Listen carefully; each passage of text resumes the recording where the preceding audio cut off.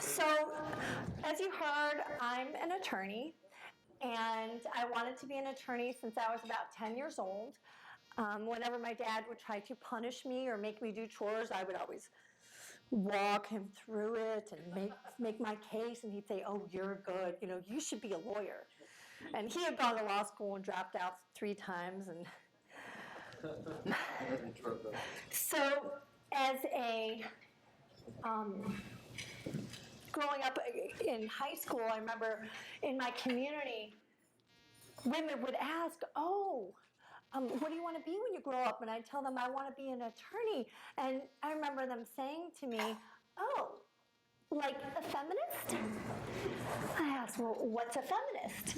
And they said, "Oh, it's a woman who fights for women's rights or for women to be strong." And I thought, well, I'm an athlete. I lift weights. Like, I'm really strong, and I like helping people who are victimized, helping weaker people. I'm like, sure, like a feminist.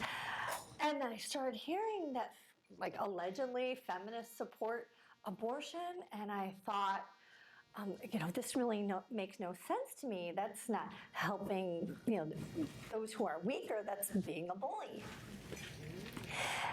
And you hear them say, "Oh, how can you expect a woman to have to carry a baby?"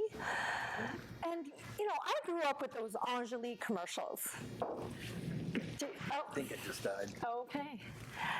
I grew up with those Angelique commercials, I can bring home the bacon, fry it up in a pan, right? The idea that you can have it all, you can do it all if you're a woman. You can have a family and go to school and have a career and have children.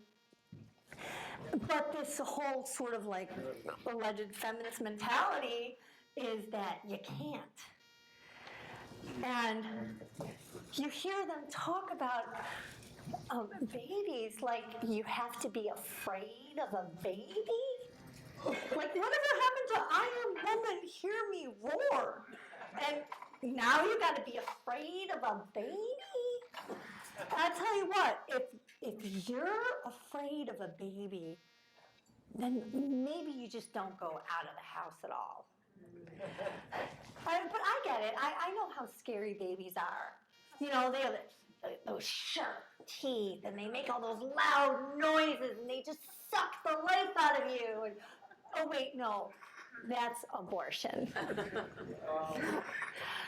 Well, I ended up becoming a family law attorney because of some difficult experiences that I went through, and always said I would never do that, but that's what I became. As a young attorney, I had really long blonde hair. Like, I could sit on it, and it was like super light blonde.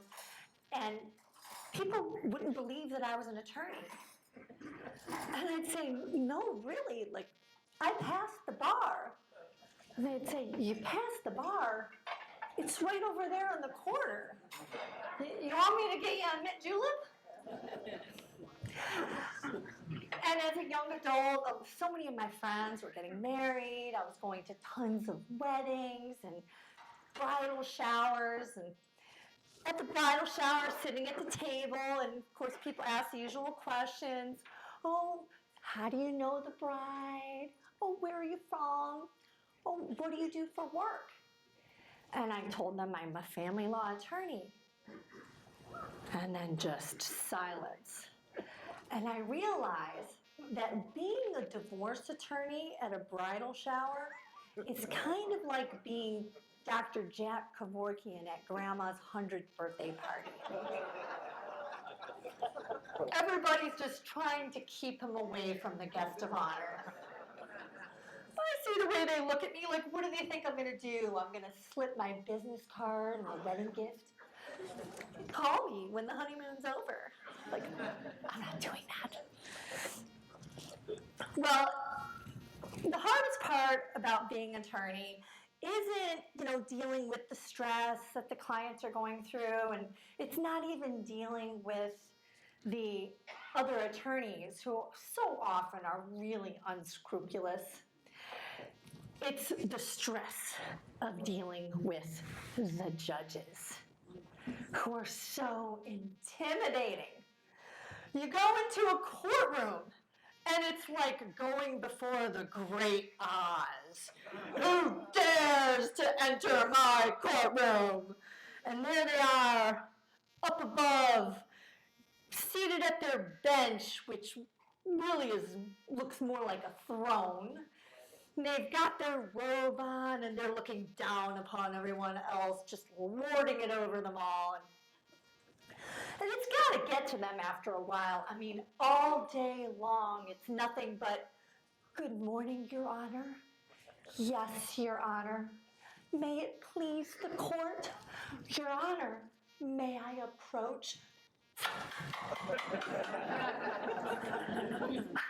And then no matter how horrible their ruling is, no matter how cruel they were to your clients or how much they chastised you for not filing it right, no matter what they do, how they treat you, at the end you have to say, "Thank you, Your Honor." What kind of sadistic stuff is that? And I think it would be very difficult to be married to a judge. I mean, imagine being in bed at night. "Honey, do you think we can cuddle before we go to sleep?" "Your request has been untimely filed. It's been made in an untimely manner. You're going to have to resubmit. Bring it up in a week, and I'll take it under consideration." But objection overruled. "Thank you, Your Honor." Is that sarcasm?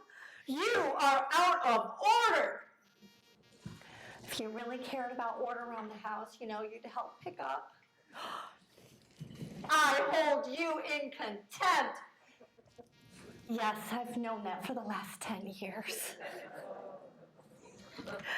I think that would be a tough one. There's no judges in the room here tonight, are there? I've spoken at a lot of right to life events where there are judges in the room, and I don't want them writing me up with the state bar,